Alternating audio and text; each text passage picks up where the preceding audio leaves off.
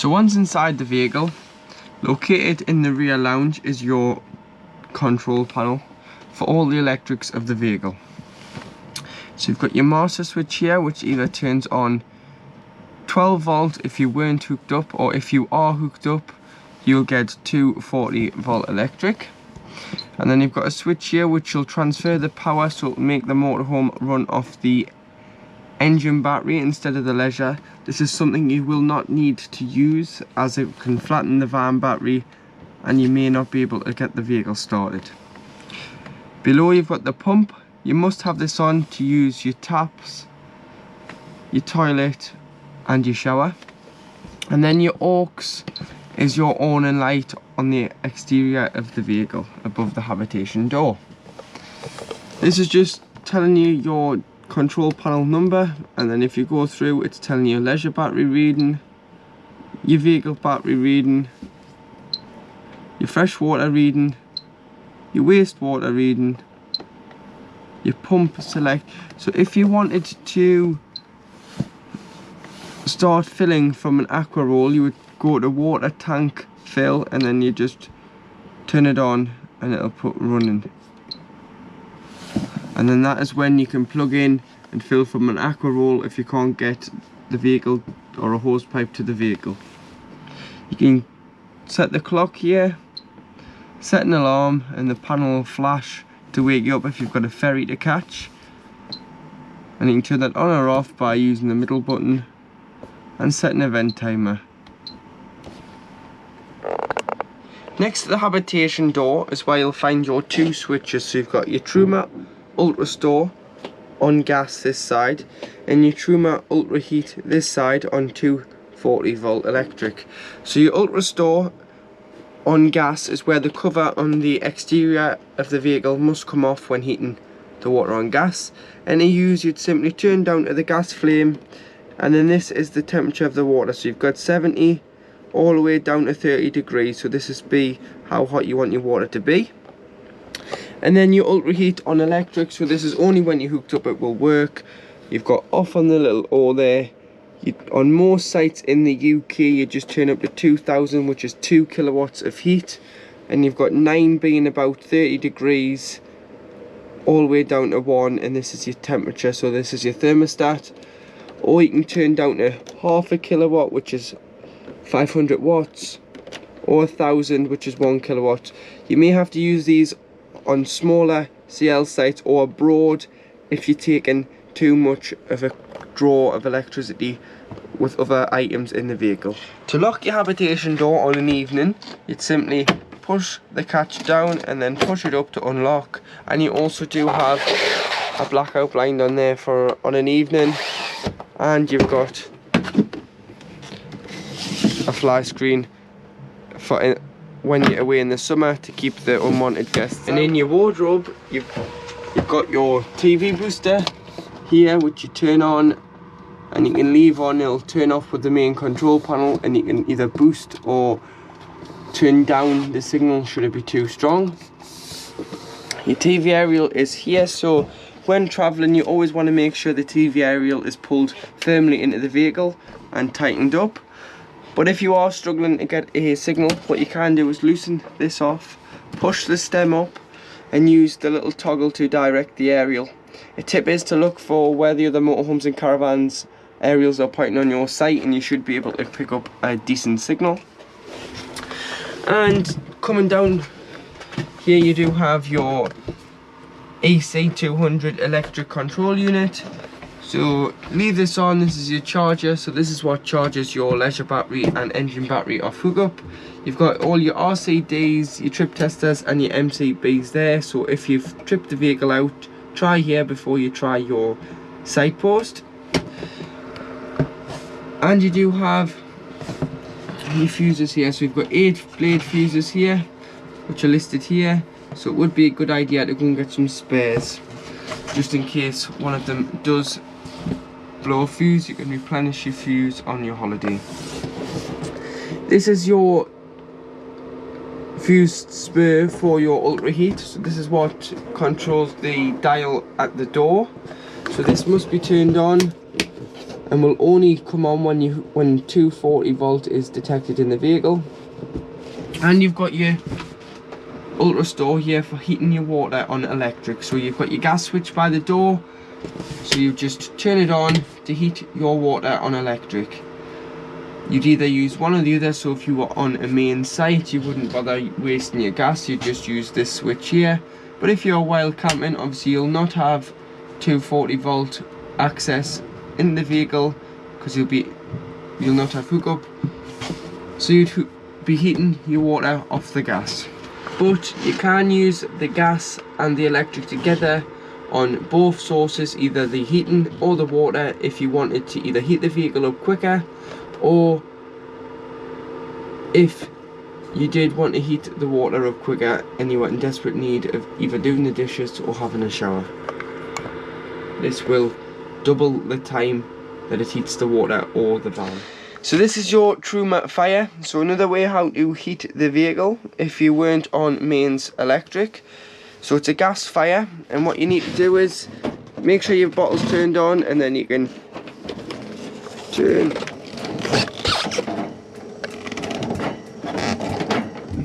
and you can see in there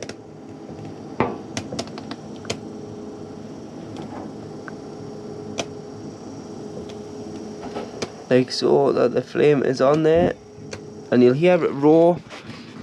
So this is heating the van on gas. Obviously it convects out the front of the fire unless you put the fan on, which is a 12 volted assisted fan. Obviously if you are while camping, you'll not want to waste your battery on a 12 volted assisted fan. You'll want it just to convect out of the front of the fire to give you the ample use of your leisure battery. But if you were on a site and it was cold and you wanted the electric and gas on together, you can do, but you can use this fan on electric as well. So you've got off is in the middle, which convects out the front of the fire. You've got manual, which will manually bring the heat round the van until you manually either turn the heat down or turn it off. Or you've got A, which stands for automatic, and what that does is it'll circulate the heat round the van, around the various parts of the vehicle through the ducts. And once the thermostat in the vehicle picks up that it's got to the temperature set, say 20 degrees, it will cut out until it drops, and it'll cut back in. And then you've got 1 to 5 here, which is just your fan speed, so you'll hear it get louder or quieter, and this is just the fan that assists the heat around the vehicle. In your kitchen area you've got 3 gas rings, which are all lit there now. You've got a full grill, which you can like so. So when travelling, if you take your grill pan and oven shelf out, and when using the grill, if you always leave the door open. And then below that you've got your oven. So again, take your oven shelf out, as it can be loud when on the road. And there's your oven lit. If you've had the vehicle standing for any length of time, and say your fridge or your heater was struggling to light on gas, if you always bring it through here and prime the system through the hob, as this is the highest place in the van and it's the easiest place to get lit. And then once there's gas in the lines, as the lines have been primed, your fridge and your heater should light no problem. And then underneath you've got some pan storage. Your standalone table lives in here, which you can either stand in the back, or if it's a lovely day you can take outside, and the legs just fold like an ironing board, so you just fold the legs out and then fold them back in to store away like so.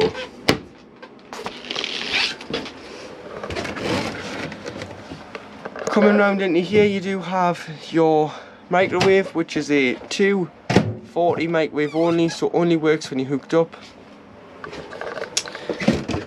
Got storage in here, and obviously your plug for your microwave should you ever have to isolate it or remove it and replace it. It's just in there.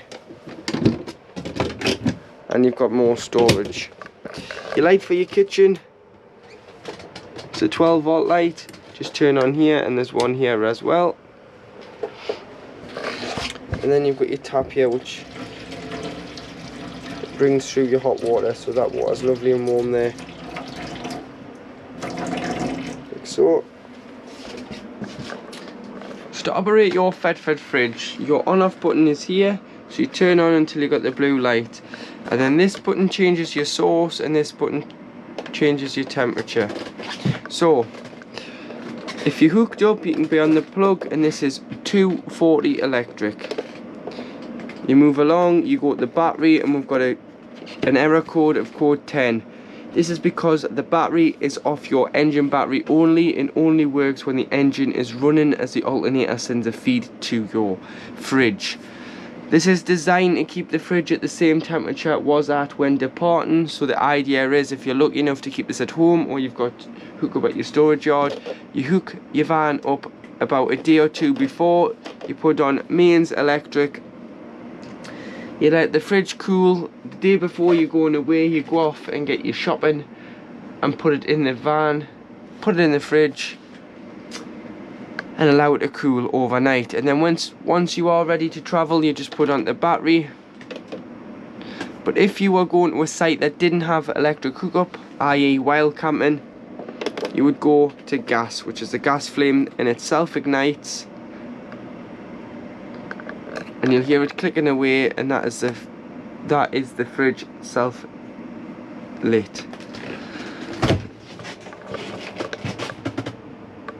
Also, when winterizing, if you leave the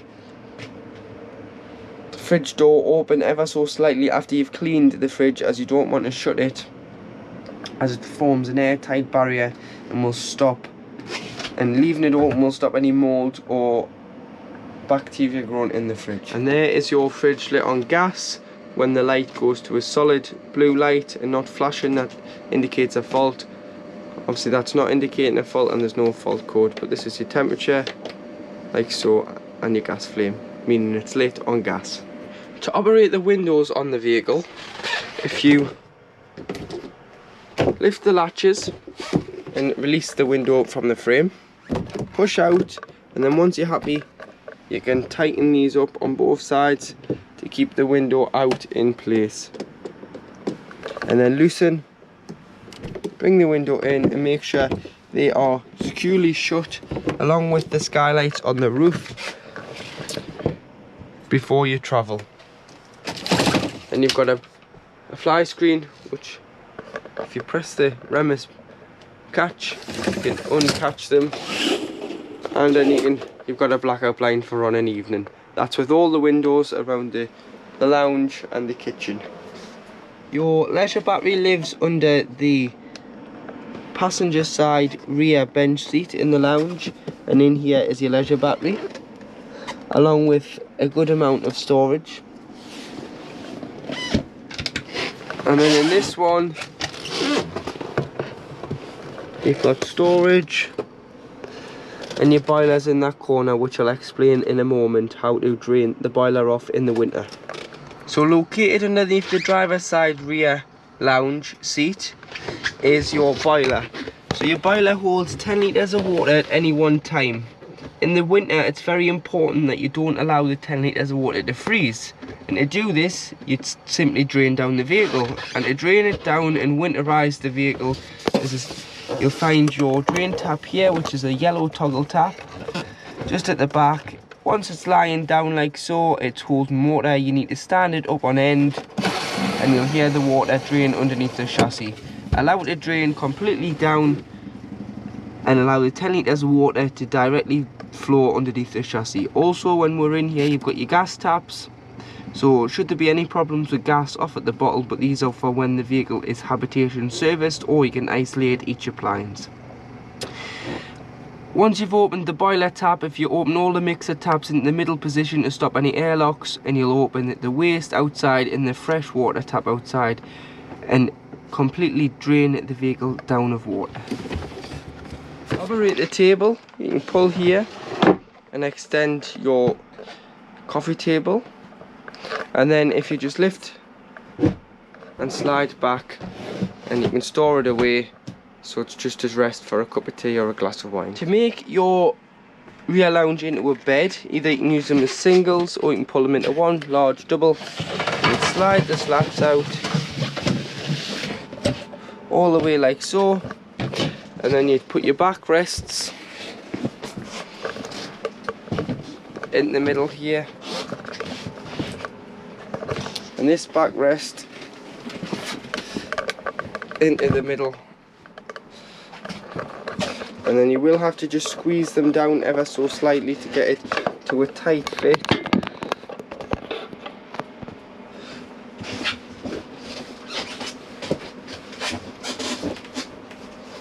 But I'd also advise that you turn the base cushions upside down as well, as the backs give you a better night's sleep, as it's more of a flatter surface and you can put sheets on and you'll find it far more comfortable to sleep on. All your reading lights are individually switched, which are 12 volt. And then these lights on the side are two 40 volt lights. Same with this one and the one in the front there. Coming into the washroom, to operate your toilet, you press the button, make sure the pump's on, and it'll flush the toilet like so. And then the grey lever is your blade, so when to deposit your waste you slide to the right, but you'd always use the toilet with the blade open, and then flush and close the blade to the left. Always make sure it is closed to get the cassette out, otherwise it won't come out the exterior of the vehicle if it's open. And then on the top here, this will indicate red once the cassette is ready to empty. You've got a window and a fly screen there, as well as a blackout blind. Tap there, again, lovely hot water, and in the winter leave it open in the middle position, along with take the head off your shower and allow this hose, as it's got a loop in there, to lie flat in the shower tray to stop any water build up. But that works like so as well. And when you are travelling, if you do, make sure the turnbuckle is behind the shower tray to stop them flapping around when you're driving, and then you can release them to use the shower.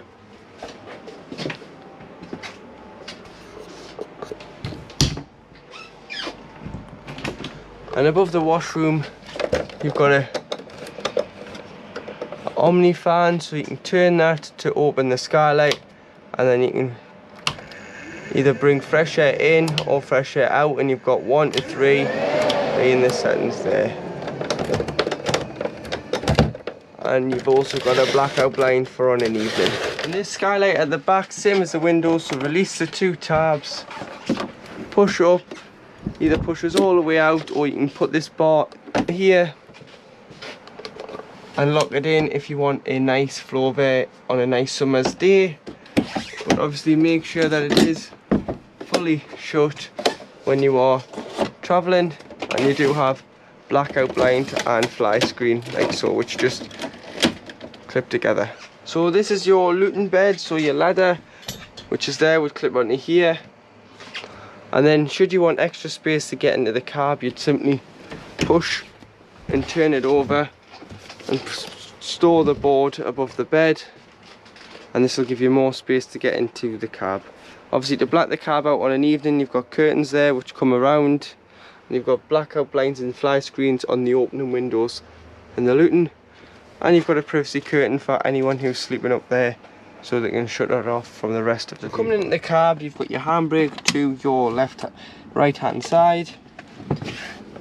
You've got your electric windows and the electric mirror adjustment, so just turn it to which one you want. There's 4, so there's a top and the bottom on each, and you can adjust your mirrors. You've got your headlight adjustment and mode, which changes your date and time. You've got your trip computer to tell you your range, your miles per gallon, and so on. And then you do have your lights and indicators this side. 6-speed manual gearbox with up lift the collar into reverse, which brings on your reversing camera. And then you do have a FM AM radio, so you can just press FM or AM, scan for your channels, press 1 to 6 to save, or you can put a CD in. And below you've got your temperature controls, so you've got either cold or hot, which is, or 1 to 4, 4 being the demisting setting, and obviously your where you want the air to go to, so your distribution and your circulation, either recirculating air or bringing fresh air in. You've got lock and unlock, which locks the cab doors on an evening and unlocks them. Your hazards, rear fogs and heated mirrors. 12 volt points, lockable glove box, and another glove box there as well.